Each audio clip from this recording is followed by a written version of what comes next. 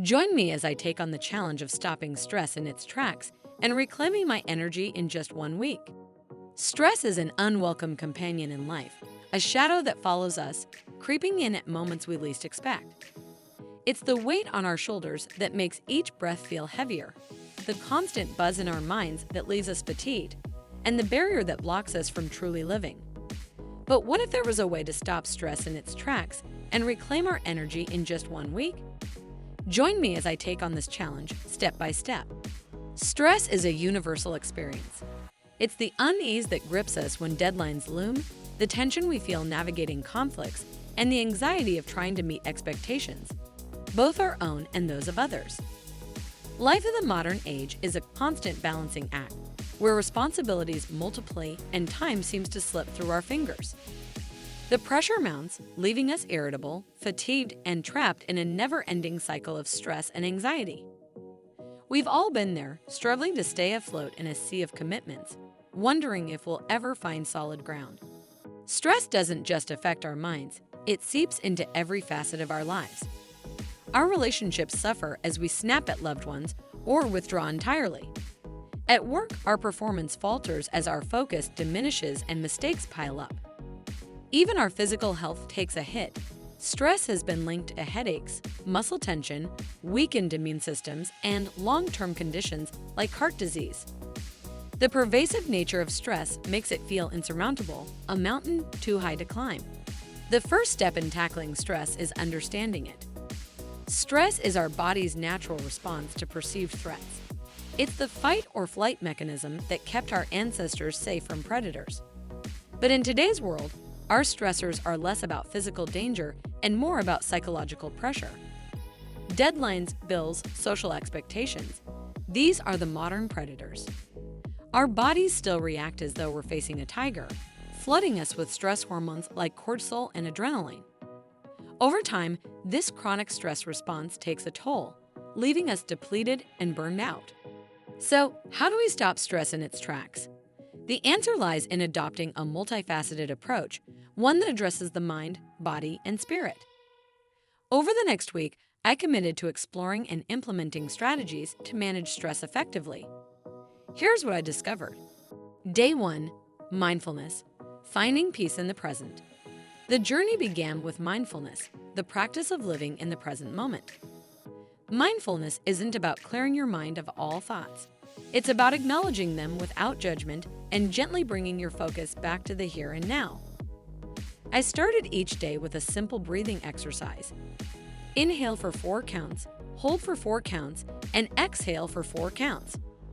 This rhythmic breathing grounded me, calming the whirlwind of thoughts in my mind. Throughout the day, I practiced mindfulness by tuning into my senses. When drinking my morning coffee, I savored the aroma, the warmth of the mug in my hands, and the rich taste on my tongue. When walking, I noticed the crunch of leaves underfoot and the cool breeze against my skin. These small moments of presence added up, creating pockets of peace amidst the chaos. Day 2, physical activity. Moving to relieve stress. Exercise emerged as a powerful stress buster on day 2. Physical activity releases endorphins, the brain's natural mood elevators. I chose activities I enjoyed: a brisk morning jog, a midday yoga session, and an evening walk. Each movement became a release, a way to channel pent-up tension and reset my mind. The key wasn't intensity but consistency. By prioritizing regular movement, I felt lighter, both physically and emotionally. Day 3, time management. Taking control of the clock. Stress often stems from a sense of overwhelm, too much to do and too little time. On day 3, I tackled this by refining my time management skills. I started with a brain dump, listing every task and responsibility on my plate. Then, I organized them into categories: urgent and important, important but not urgent, urgent but not important, and neither urgent nor important. This Eisenhower matrix helped me prioritize effectively, focusing on what truly mattered and letting go of tasks that didn't. I also embraced the power of routines.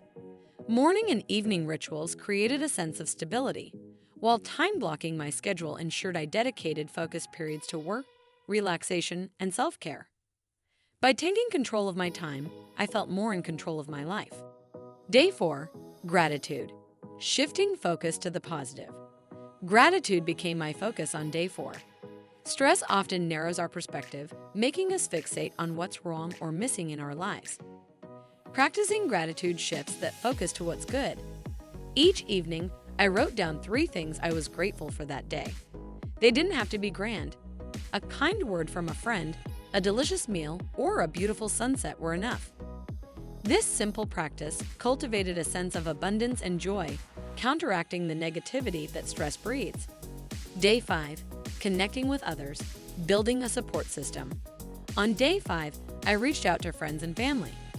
Social connection is a powerful antidote to stress, providing emotional support and a sense of belonging.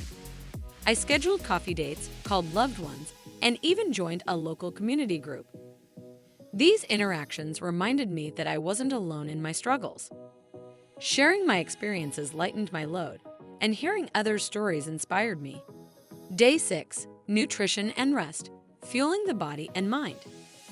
Stress often leads to poor lifestyle choices, skipping meals, indulging in junk food, or sacrificing sleep. On day 6, I focused on nourishing my body. I prepared balanced meals rich in whole foods, lean proteins, and healthy fats. I also prioritized hydration, drinking water throughout the day. At night, I established a bedtime routine to promote restful sleep, dimming the lights, reading a book, and practicing relaxation techniques. These changes had an immediate impact. Eating well and sleeping deeply gave me more energy, clarity, and resilience to face the day's challenges. Day 7. Reframing thoughts, changing the narrative. The final and perhaps most transformative strategy was reframing my thoughts. Stressful situations often trigger negative thinking patterns. I can't handle this, I'm failing, or this will never get better.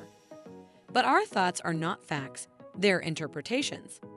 By challenging these thoughts and replacing them with empowering ones, we can shift our mindset. For example, when I felt overwhelmed, I reminded myself, I've handled difficult situations before, and I can handle this too.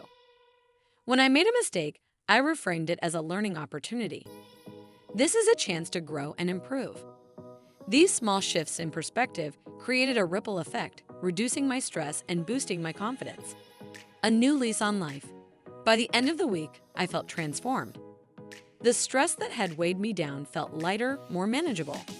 My energy levels rebounded, and I approached each day with renewed vigor.